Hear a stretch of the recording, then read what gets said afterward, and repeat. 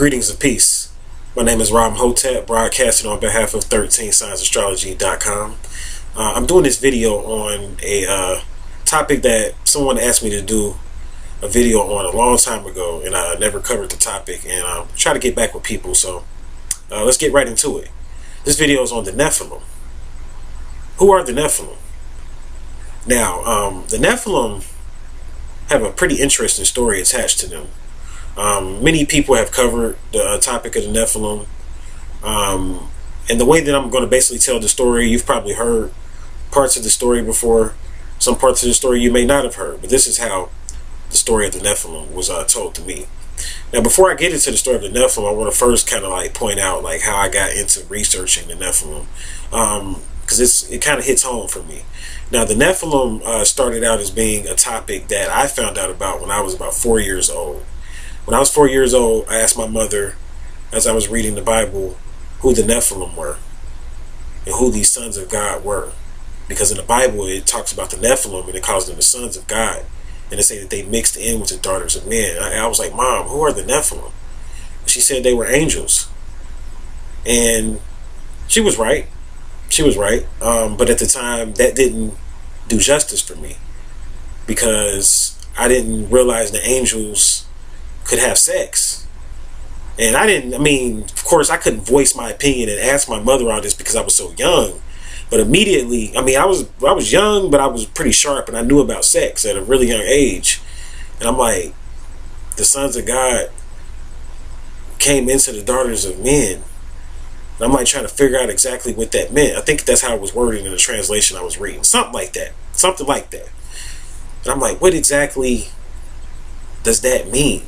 The sons of God mixed in with the daughters of men.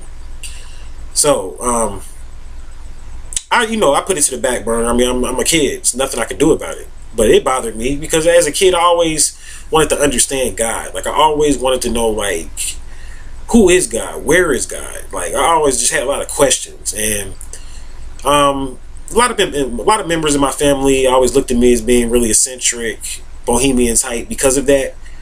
Because I just always had a lot of questions, but I was quiet though, so I didn't like bother anybody or upset the system. That was the thing with me. See, I just watched things. But when I would say something, when I would ask questions, and when I would do things, everybody knew I was different. They were like, Dad, Ra always got like these weird questions, these weird statements. He always just got something weird to say or whatever. So it's always been like that. And it's just because I would see things and ask questions about things, and then when I didn't really get the response, that I was looking for, and I'm like, it's something more to that. You're not giving me a total explanation. And my mother, she's the type of person that she never suppressed that eccentric, unique quality in me at all. It was just other members of my family that was like, man, he's weird. But my mother, she always understood that eccentric aspect of me, definitely always, and even nurtured it, and put me into things, programs and things like that, that she helped to nurture that aspect of me, definitely. So, definitely wasn't my mother, but it was just different members of my family would always see that part of me, be like, man, that's weird or whatever. So, and it was the same way with the Nephilim topic. So, I kind of put it to the back burner. And then later on, when I was about 16, I went to this Sunday school, and I wasn't into the church. Keep in mind, I've never been like a church boy. My mother joined several churches, and I would go with her. And that's basically how it was or whatever. At this time, I was, kind of feeling guilty. You know how it is when you grow up with the Christian mentality. You might not go to church, but you still got that Christian mentality. You know how that is. Like, you feel guilty about things. And I was in the streets doing my thing. I'm not going to go into all of that here. But I was doing my thing at the time. And I might have been 16, but in my mind, I'm a man at this time. So I'm doing my thing in the streets or whatever. And I kind of feel guilty. So I want to go to church or whatever. So I'm like, cool, Mom, I go to Sunday school. So I went to Sunday school. I asked the pastor, he was teaching in Sunday school, about the Nephilim. Because I always wanted to know about it. I always asked people about it when I would go around with religious people. And I usually would get the same answers. And the pastor, he told me something different, though. He did tell me something different. What he told me was that these were the fallen angels. Because I would always hear angels. But then he said these were the fallen angels. And I was like, And he was like, there's different ranks of angels. And I didn't question that too much more after that, but that stuck with me. That stuck with me when that pastor told me that. It really stuck with me. I think his name was Pastor Wilson. Really stuck with me when he told me that or whatever. And that was back in my days coming up in Ohio. you know what I'm saying, and really stuck with me or whatever. I was about 16 at the time, so of course, you know, you hear something deep, you go back out in the streets after church, and you get to doing your thing, and that's what I did. But that stuck with me, and that leads me into the story of the Nephilim. The story of the Nephilim is dealing with the term Nephilim or Nephala. The term Nephilim means fallen. It means fallen in Hebrew. And when you research it and take it into the ET doctrine, the term, because a lot of words that are in Hebrew and a lot of words that are in Arabic are actually words that really were in the ET language. And they were carried over into the Arabic and into the Hebrew. And it's no different with the term Nephilim. The term Nephilim is a Hebrew term that goes into the ET doctrine and means something different. And in the ET doctrine, it's the name of their planet. But it became the fallen in the Hebrew doctrine because the Nephilim were those particular beings that fell in the Semitic tones, basically. This is when you're dealing with the Semitic tones. And the Nephilim became those beings that fell, or the fallen. That's what the term Nephilim means, the fallen ones, or to fall or to kill. That's basically what the term Nephilim means. And the reason for this is because the Nephilim became the fallen angels because they were kicked out of the council of, who you know is God, but really it's the council of Anu.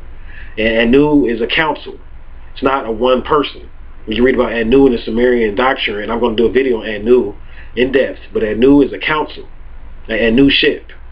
And when you deal with the Nephilim, the Anu ship voted against to kick out this particular group of Nephilim and pushed them out of the council, and they became Nephilim. Their rank went down. They lowered their rank. Why? Because they disagreed. And it was a major disagreement with the council. And this is how the Nephilim got their name, because they felt as though they wanted to be independent and self-governing, and that beings should be autonomous, basically independent entities, that they should be able to govern themselves. And they shouldn't have to answer to no outside council. Everybody should be able to govern themselves. That's how they felt. And the council was set up in a way, and the universe is set up in a way to where you have to prove yourself and move up in degrees. It's set up in degrees. And the people in certain degrees over you, they're not really your superiors, but they have their status is higher than yours because they know more. It's based on knowledge. You see, but the Nephilim, they didn't really see it like that. They looked at it like, it's really, these people don't know more than us. It's just that they use their titles as far as the people that are a part of the Council of Anu. They just use their titles to make themselves into gods so that people will worship them. That's how they looked at it. So the Nephilim disagreed, and they basically got kicked out of the council and pushed out. And they became fallen. Their rank got pushed down. They became lower in dimensions. See, this took place on another dimension. This stuff that happened with the Nephilim. Before they became the Nephilim, this took place on a higher dimension. 6 dimensions and up. This took place on a 6th dimension and up, basically. And when they became the Nephilim, they were pushed down into the 5th dimension on down, into the 4th and 3rd dimensions. This is where they were. This is why they were called the fallen, because they fell in dimensions. They fell in dimensions. And they became Nephilims, and they moved to a planet called Nephala. Actually, it's called Nephala, and this is another way and term that links into the name Nephilim, because this became one of their planets. They were pushed into many planets, and they set up kingdom and dominionship in these dimensions for the time, before human beings, of course, the advent of human beings.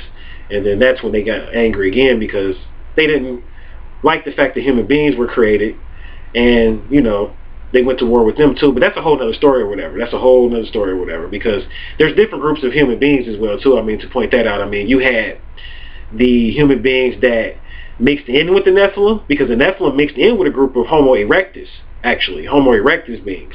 The Nephilim mixed in and created intelligent beings from mixing in with the Homo erectus beings, you see, when they came to planet Earth. Because when they came to planet Earth, they found Homo erectus already here, and they mixed in and created basically what you would call demigods or other gods or whatever, from a mixture of Nephilim and a mixture of Homo erectus. Now, at this time, these Nephilim were like 15, 20, 30, 40 feet tall, because when they got pushed out from the 6th dimension down into the 5th dimension, they got pushed down into more material type of dimensions.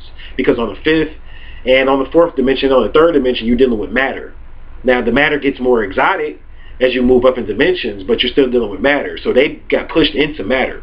You see, they were of a different energy form, and they got pushed into the matter shell or the matter form. So I hope you guys are following this, because this is the real story of the Nephilim. This is what really happened. So they're in the 4th, 5th, and 6th dimensions. They're tall, 30, 40 feet tall, some of them. You know what I'm saying? They come down to this planet. They mix in with the beings here on this planet, Homo erectus type of beings, and they create a somewhat intelligent being, even back then. This is before the projects of the Adama projects that I talk about in some of my other videos. To understand the Adama projects, you can go into more like the human origins. I got some videos on YouTube talking about the Adama project, so I'm not going to go into that here. But this was before even the Adama projects.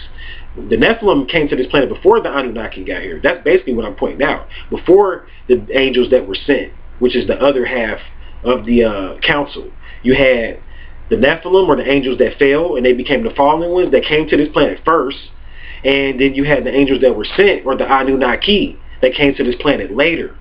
You see, they came to this planet later. So really, when you deal with it, this is why when you get into the ancient Egyptian doctrine, which I'll be getting into more, and you deal with Set. See, Set goes back to Satan. And Set is the oldest deity, male deity in ancient Egypt. Set is the oldest male deity in ancient Egypt. And I'm bringing that out because this is when you deal with the fact that Satan came to this planet first. You see, Satan came to this planet before God. And this really takes you into the Gnostic doctrine. And I'm not going to cover all of that here, and I don't want to confuse people, but for people that know where I'm going and know a little bit about the Gnostic doctrine and the demiurge and all of that, you can kind of follow what I'm talking about or whatever. So this is going into that. So really, when you start getting into God and Satan and all of that, it gets kind of confusing. You know what I'm saying? It's a lot of information. But basically, the Nephilim were the Satan aspect, or the Luciferian aspect. That's pretty much going into the same group. When you talk about Luciferians and Satanists, even though they're two separate groups, Luciferians and Satanists, they still came from they originated from the same group, which was the Nephilim. They originated from that group of Nephilim, the Luciferians and the Satanists. And they came to this planet, and they mixed in with the indigenous, a lot of the indigenous Homo erectus beings on this planet that were here before and that were intelligent, because the Homo erectus, even though they didn't speak, they still communicated with telepathy. They were more so controlled by nature, spirits, and and nature souls. You know what I'm saying? Which is something that a lot of people are not going to understand here. What I mean by that is that the Homo erectus more so functioned like the Homo erectus aspect of humans more so functioned like more of a on a soul group type of level. So you got different souls. You know what I'm saying? You got individual souls, you got soul groups. Animals function, I'm going to do a video on all of this, but animals function on the soul group level, meaning that they share a soul, and then some humans still function on a soul group level too.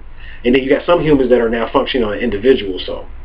You see, so this is how the Homo erectus function. The Homo erectus, see, we now more so function on an individual soul type of level. The Homo erectus, they function on a soul group, meaning they shared a soul, and they function off of that soul. This is how like birds function off a soul group. For instance, this is why birds as a group know to move south at a certain time, because they're tapped into a soul group. It's more to it that scientists aren't telling you. They have a spiritual connection with a soul group. Animals do have souls, it's just their souls are different. You see, and this is how Homo erectus was set up. So they were tied into the soul group, but then when they started mixing in with the Nephilim and the fallen angels, see, the Nephilim have independent souls, and they introduced the independent soul, and they introduced I guess you could say, more of an intelligent aspect as far as communication and all of that's concerned to the Homo erectus. And they basically helped to speed up the evolution of human beings. The Nephilim, or the fallen angels, which were, some of them were reptilians, some of them were mammalians type of beings, like a lot of the deities that you see in ancient Egypt with the cat heads and the reptile type of deities and the bird heads and all of that. That's how the Nephilim looked, basically. Those type of beings or whatever, they basically mixed in or whatever with the Homo erectus type of beings, which were similar to a monkey or something like that, but not a monkey, but similar to a monkey. They mixed in with those beings and created weird type of beings that were partially intelligent. You know what I'm saying? As far as being able to speak and communicate and do things, because you got to remember, these were ETs that came from above and fallen, but they still had a lot of information. They may have been fallen as far as the council is concerned, but when they got here, they were millions of years ahead of the Homo erectus at the time or whatever when they first got here. So they set up shop on this planet. This was their stomping ground. They set up shop or whatever, and this is why a lot of the indigenous tribes still pay homage to the snake and the reptilian and the Naga serpents. We deal with like the Nagas and all that. All that's going back to the fallen Nephilim again. The Nagas, the serpents. That's talking about the Nephilim, or the Luciferians and the Satanists. All of that's basically talking about the same thing. And eventually the Anunnaki came. Now these were the angels that were sent. And it's important, even though we talk about the Nephilim here, I got to bring up the Anunnaki because it's a difference between Nephilim and Anunnaki. The Nephilim were the fallen that came from their planet and they got kicked out. And then the Anunnaki started to incarnate, and these particular angels were sent. So you had the fallen angels, and you had the sent angels and the fallen angels. The sent angels and the fallen angels, or whatever. The Nephilim and the Anunnaki. Satan, God. This is basically where it all comes from. You know what I'm saying? So it's how you want to look at it. So when someone's called a Satanist, they're just on this side. They're on this side, meaning that they're more so on an indigenous level. They're more so dealing with sexual freedom, tantric type of sexual experiences, and all that type of stuff. That Hindu doctrine, all that stuff that came from the Hindu doctrine. That's the aspect that's dealing with the free aspect, that everybody's their own being and should be able to control themselves, and everybody's a god within themselves. That's the Satanist aspect, actually, though.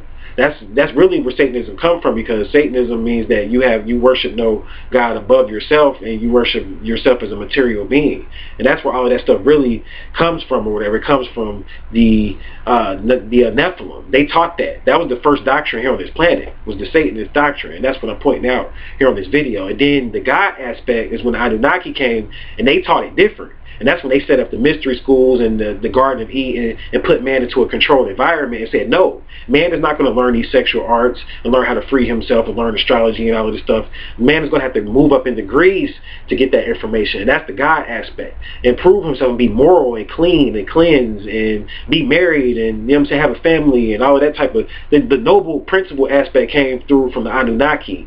And the other aspect of the free spirit aspect of you can do whatever you want to do or do it thou wilt, that type of doctrine came through from the Luciferians or the Nephilim, you see. So that's basically who the Nephilim are or whatever. They represent that.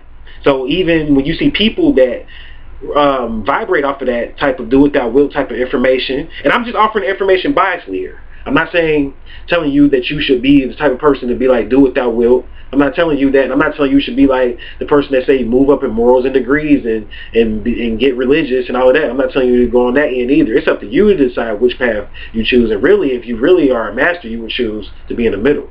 You would choose to be in the middle. But the whole do it thou wilt comes from that side. I'm just getting you to understand where doctrines come from. So people that subscribe to that side, they're up under that particular doctrine.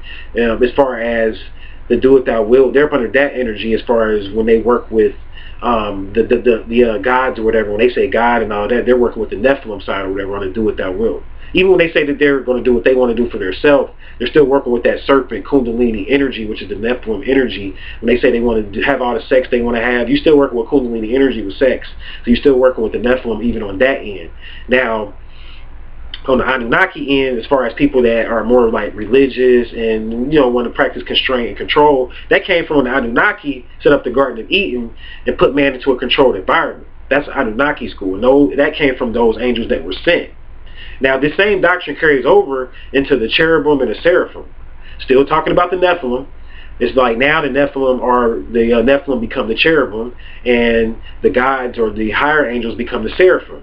The seraphim are more noble or higher ranking than the cherubim, because the cherubim are the fallen. That's why they're lower, because they're the fallen. So that's still going back to the Nephilim again. So I hope that helps you guys to really understand it. You know what I'm saying? To really understand who the Nephilim are and how they are functioning here basically on this planet, and how they function here in our universe. They are renegades according to the Anunnaki. And according to the Anuship, they're renegades, and they're basically doing their own thing or whatever. And you know what I'm saying, pretty much they have their own thing set up. And you know, you have some groups of beings that work on that side, on the Luciferian side, and you have some group of beings that work on the Anuship side, and work through the side of councils and, you know, and ranks and doing things in degrees and things like that. So that's pretty much how it works, whatever. The Nephilim, they do have their own councils. I mean, they have order. I'm not saying they don't have order. They're structured. You know what I'm saying? They have orders if they don't agree with the galactic and the universal principles. A lot of those principles, as far as, when I say universal principles, as far as being submissive and doing things in ranks. They think that people can tap into and share the knowledge equally and rule over themselves. And it comes down to basically, with a lot of people, it's up to you what you decide, or what side you decide to side with, or maybe you just study the information from a biased point of view so that you can understand how humans got into this good and evil thing, because this is how we got into it. We humans got into this good and evil thing through the gods and siding with different gods. And those gods, when you side with one god, then the gods that you're against become the devil. So this is where the God and the devil come from, as far as that principle. You know what I'm saying? It's basically who you side with. So to a lot of Satanists, you know what I'm saying, the God of religion is really the devil. You see, and that's how they square it up, and that's where the information comes from. It's based on knowing the origins of these words and where they really come from, and knowing how these stories came about, and knowing what really is going on in the universe, and why God and devil descended down, where these terms came from, and why one would be classified as God or devil. It's about knowing that, and then siding and finding out which side you choose, or maybe knowing so that you don't choose any side. You remain biased and in the middle, which is the meditative, spiritual, universal way to remain centered. The third way. When you're in polarity consciousness, it looks like it's always this or that, but what they don't tell you is in polarity consciousness, it's always a middle principle. It's always a balancing principle. So when you have the scales, there's always a fulcrum or a balancing principle in the middle to balance out everything. So I hope this helped. Thank you guys for watching my channel. Until we meet again, I want to leave you guys in much love. Happy Mercury retrograde to everybody. Much meditations, spiritual enlightenment to everybody, and ascension to everybody. And until we meet again, peace.